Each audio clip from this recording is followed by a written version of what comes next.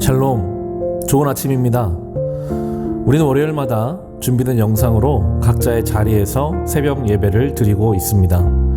그리고 매주 월요일은 우리 교회가 동역하고 있는 선교지 그리고 목회 현장에서 선교사님들과 목사님들께 설교 말씀을 부탁드려서 설교 말씀을 함께 듣고 기도의 제목을 나누고 있습니다.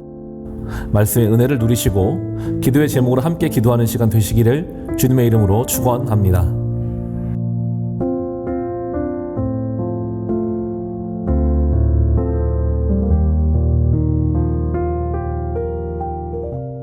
샬롬. 사랑하는 빛과 소금교회 성도 여러분, 창조절 8번째 주일 후에 여러분과 함께 이 새벽을 열며 아침 해를 맞이할 수 있게 하신 하나님께 감사와 찬양을 올립니다. 만물이 신선한 이 시간에 오늘 주신 말씀을 통해 하나님께서 우리를 향하신 그분의 뜻을 다시 발견하며 그 뜻을 따르기로 결단하는 저와 여러분이 모두 되시기를 주님의 이름으로 축원합니다. 말씀은 시편 141편 1절로부터 7절의 말씀입니다. 개역개정으로 말씀을 봉독합니다. 내가 소리내어 여호와께 부르짖으며 소리내어 여호와께 간구하는도다. 내가 내 원통함을 그의 앞에 토로하며 내 우환을 그의 앞에 진술하는도다. 내 영이 내 속에서 상할 때에도 주께서 내 길을 아셨나이다. 내가 가는 길에 그들이 나를 잡으려고 올무를 숨겼나이다. 오른쪽을 살피소서. 나를 아는 이도 없고 나의 피난처도 없고 내 영혼을 돌보는 이도 없나이다. 여호와여, 내가 주께 부르짖어 말하기를 주는 나의 피난처시오 살아있는 사람들의 땅에서 나의 분깃이시라 하였나이다. 나의 부르짖음을 들으소서. 나는 심히 비천합니다. 나를 핍박하는 자들에게서 나를 건지소서. 그들은 나보다 강하니이다. 내 영혼을 옥에서 이끌어내사 주의 이름을 감사하게 하소서. 주께서 나에게 갚아주시리니 의인들이 나를 두르리이다. 아멘. 이 시편 142편에 표제가 붙어 있습니다. 한번 그 표제를 보면 다윗이 굴에 있을 때 지은 마스길, 교훈이라는 뜻입니다. 이는 다윗이 사울을 피해 동굴 속에서 깊은 고독 속에 사로잡혀 있을 때 지은 시입니다. 그런데 이 동굴이 사무엘상 23장에 나와 있는 아둘람 굴인지 또는 사무엘상 24절에 나온 엔게디 굴인지 정확히 알 수는 없지만 동굴에서 쓰였다는 것만은 확실합니다. 다윗이 동굴에 있을 때 쓴 또 다른 작품이 하나 있는데요. 그것은 시편 57편입니다.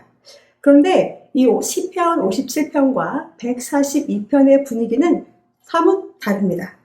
57편은 미래의 승리를 확신하고 담대하고 활기찬 분위기인 반면에 142편은 다윗이 사용한 언어에서 절망감이나 패배감, 불안감, 긴장감이 도는 그런 분위기를 보이고 있습니다.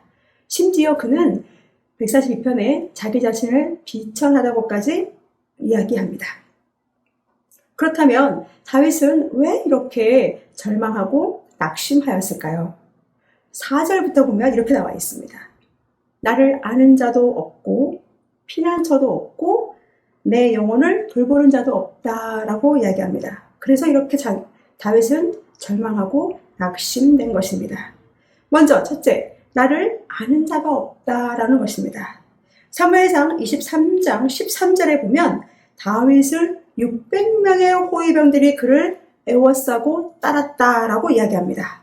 다윗을 따르던 그 많던 사람들을, 지지자들, 그리고 그를 추앙하던 사람들은 다 어디로 간 것인지, 그저 이 시간 다윗은 외롭고 쓸쓸하고 고독한 자신만 있을 뿐입니다. 다윗을 돌보는 사람이 한 명도 없다고 그는 하나님 앞에 비통함을 토해냅니다. 두 번째로는 다윗은 하나님께 나는 피난처도 없다라고 토로합니다. 예수님도 인자는 머리 둘 곳이 없다고 고백하셨는데 다윗도 지금 그 동굴 속에 있지만 어느 것도 이 세상에 안전한 곳이 아님을 절감하고 있는 것입니다. 세상은 넓지만 그의 몸 하나 숨길 곳이 피난처가 이 땅 그 어디에도 없다고 그는 하나님께 호소하고 있습니다. 세 번째로는 내 영혼을 돌아보는 자도 없다라고 이야기합니다. 사실 우리의 존재를 자세히 성찰해 보면 누구나 이런 존재인 것을 우리는 알 수가 있습니다. 우리는 사람을 안다고 할 때 우리의 겉사람은 잘 알고 있습니다. 우리의 이름, 얼굴, 학벌 또는 무슨 일을 하는지 그런 것들은 잘 알지만 각 사람의 마음, 그 상태, 생각까지 다 알기는 쉽지가 않습니다. 심지어 나를 낳아주신 부모님도 나의 마음과 나의 영혼의 상태까지는 잘 모르시는 게 거의 대부분입니다. 사울왕은 자기를 잡으러 쫓아오고 다윗은 지금 어두운 굴 속에서 오롯이 혼자 그 모든 것을 감당하고 있습니다. 따라서 다윗의 아픔, 고통, 좌절, 번뇌, 낭망, 고독함 이런 상태에 있는 다윗의 속마음을 헤아려줄 리가 이곳에는 하나도 없다라고 다윗은 하나님께 이야기하고 있습니다. 그럼에도 불구하고 그는 3절에 다시 그는 하나님을 회상합니다. 이렇게 얘기합니다. 내가 이렇게 속상할 때 주께서 내 길을 아신다라고 고백하고 있습니다. 그렇습니다. 하나님은 다윗을 아십니다. 우리를 아십니다. 하나님은 아시는 정도가 아니라 우리의 앉고 일어섬을 아시며 멀리서도 우리의 생각을 통촉하고 계신 그런 분이십니다. 그러기에 다윗은 하나님이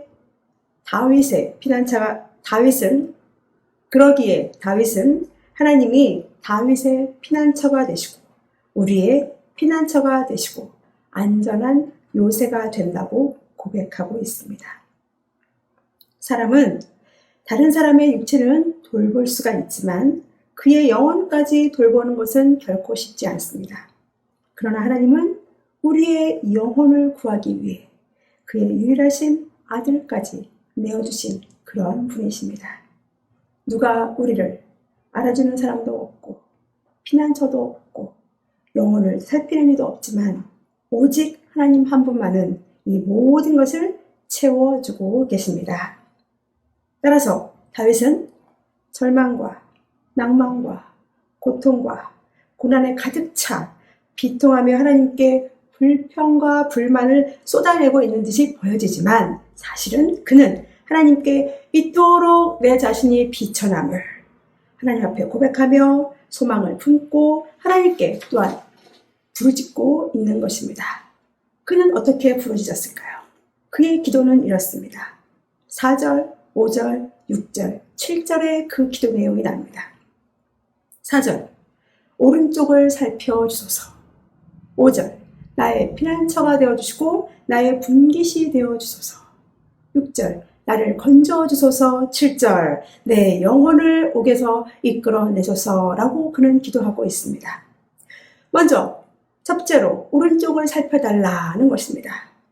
이 오른쪽이라고 하는 것은 우리가 잘 알고 있듯이 하나님의 거룩한 팔입니다. 구원의 팔을 나타내는 것이 바로 오른쪽입니다. 그러니까 하나님께서 오른쪽을 살펴주셔서 구원을 베풀어 주십시오. 은혜를 베풀어 주십시오. 라고 기도하는 것입니다. 두 번째로 피난처가 되어주시고 나의 분깃이 되어주십시오. 라고 그는 기도합니다. 피난처라는 단어는 구약에 약 26회가 나옵니다. 그런데 시편에만 18회가 기록되어 있습니다.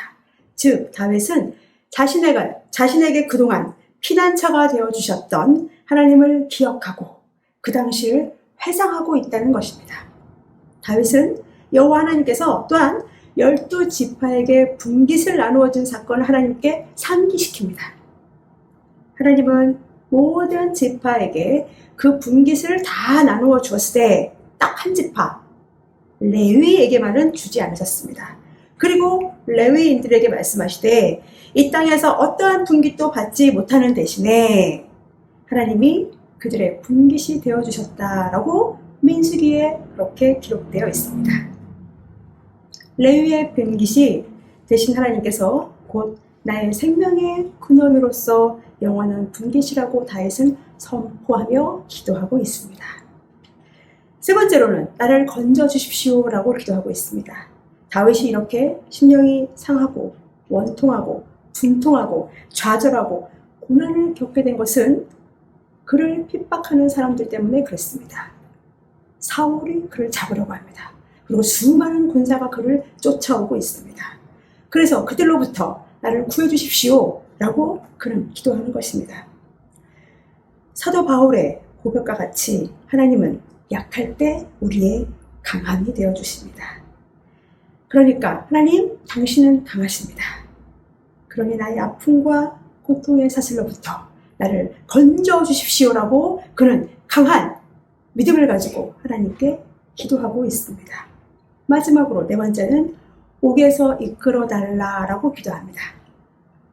다윗은 육체적인 감옥이 아니라 그가 처한 극심한 고통에서부터 그 상황으로부터 마치 감옥 같아서 너무 헤어나오기 힘든 이 공경으로부터 그는 하나님 앞에 이 지옥과 같은 감옥에서 영혼을 구해 주시라고 간절히 기도하고 있습니다. 사랑하는 빛과 소금교회 성도 여러분, 여러분은 제가 지금 인도에서 선교사로 사역을 하고 있는 것을 잘 알고 계십니다. 우리 교단은 인도의 카스트 제도 안에 들어가지 못하는 불가촉 천민을 대상으로 선교를 하고 있습니다. 이 불가촉 천민들은 오늘의 말씀에 나온 6절에 다윗이 고백한 비천이란 단어의 의미를 정확히 알고 있습니다. 이 비천이라고 하는 말은 히브리어로 달로티라고 합니다. 이 의미는 늘어뜨리다, 천하다, 쇠약하다 라고 하는 의미인데요. 힘없이 축 늘어져 있는 상태 또는 대적의 공격으로부터 쇠약해진 것, 영광이 쇠화해져서 초라해진 것, 낮아지거나 비천해진 상태를 바로 달로티라고 이야기합니다. 히브리어입니다. 그런데 불가촉 천민, 영어로는 우리가 untouchable이라고 하는데요. 이 untouchable, 불가촉 천민을 인도말로 뭐라고 표현하냐면 달리트라고 표현합니다. 굉장히 비슷하죠? 브라만, 크샤트리아, 바이샤, 수드라 그 네 계급 안에 들어갈 수 없는 라스트하고 로스트하고 리스트한 사람들, 그러니까 낮고 천하고 자신의 자리를 잃어버린, 자리가 없어진 사람들, 그런 사람들을 나타내는 말이 곧 달리트라는 말입니다. 그렇기 때문에 이들은, 그 불가촉 천민들은 이 달로티라고 하는 비천하다는 말을 아주 정확히 간파하고 있습니다. 인도는 세상에서 유일하게 계급제도가 있는 그런 사회입니다. 물론 인도가 1947년 영국으로부터 해방될 때에 그들은 헌법에 모든 국민은 평등하다라고 명시가 되어 있지만, 그러나 그 카스트 제도는 아직도 관습법으로 인도 사회를 지배하고 있습니다. 우리 기장은 특히 인도 지역에서, 그리고 난디알이라고 하는 지역에서 그 불가촉 천민 중에 어린이, 청소년, 여성을 중심으로 교육 선교를 감당하고 있습니다.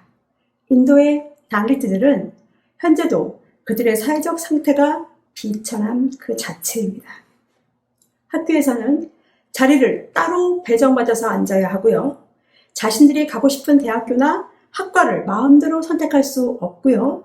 그리고 설사 대학까지 공부를 했더라도 취업에서는 동등한 경쟁을 할 수 없는 그런 사람들이 바로 달리트, 즉 불가촉 천민입니다.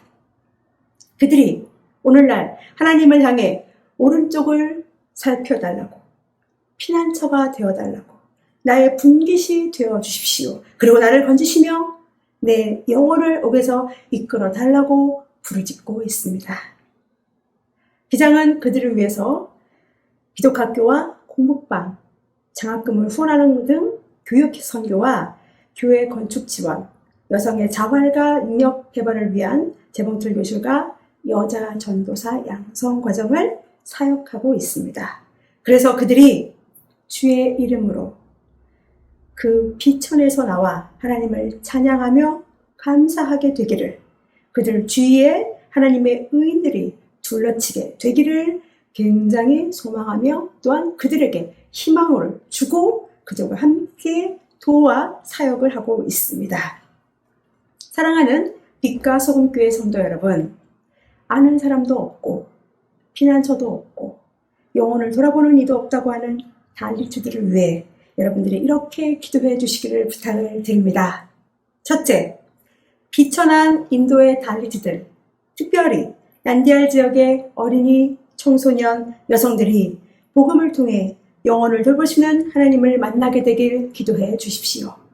둘째, 교육 선교를 통해 그들이 영적 감옥에서 피난처이신 예수님을 따르는 제자가 될 수 있도록 기도해 주십시오. 세 번째, 그들이 그 땅에서 교육받아 비천함을 넘어 의인에 둘러싸여 승리의 다윗이 될 수 있도록 여러분께서 함께 기도해 주시기를 부탁을 드립니다. 넷째로, 특별히 난디알 지역의 어린이, 청소년을 위해 기독학교 재건축을 위해 기도하고 있습니다. 여러분들께서 함께 기도해 주시기를 부탁을 드립니다. 우리가 함께 기도하여 그들의 오른판이 되어주시고 피난처와 분깃이 되어주시고 의인이 되어주시기를 부탁을 드립니다. 오늘도 이 땅에서 다윗과 같이 우리 몸과 영혼이 자유하며 승리하시는 빛과 소금교회 모든 성도님들이 되시길 주님의 이름으로 축원합니다. 기도하겠습니다. 하나님, 거룩하신 주의 이름을 찬양합니다. 우리도 때로는 다윗처럼 소리를 내어 하나님께 부르짖으며 간구할 때, 우리 속에 있는 것을 다 쏟아내며 하나님께 호소할 때 하나님께서 우리와 함께 하심이 얼마나 큰 복인지요. 우리의 인생길이 때로는 안개가 가득한 것 같고 때로는 짙은 어두움이 가득하여 어디가 앞인지 어디가 뒤인지 구분하기 힘들지라도 언제나 소망 가운데 살 수 있는 것은 하나님께서 우리의 가야 할 길을 아시고 인도해 주시기 때문입니다. 주님, 우리를 아는 척 해주는 사람도 없고 어디 피할 장소도 없고 홀로 있는 것 같아 헤매고 있을 때 하나님께서 우리의 피난처가 되어주시고 우리의 분깃이 되어주심에 감사드립니다. 이 시간 인도 난디알에 있는 주님의 백성들에게도 우리와 같은 은혜를 덧입혀 주시어 그들을 아는 척 해주시고 피난처가 되어주시며 그들의 영혼의 긍휼을 덧입혀 주사 그들의 분깃이 되어 주시옵소서. 우리 모두에게 주의 은총을 덧입히시어 오늘 하루도 하나님께서 주신 삶의 자리에서 그리스도의 향기를 품어내며 승리케 하실 줄 믿고 우리 주 예수 그리스도의 이름으로 기도드리옵나이다. 아멘.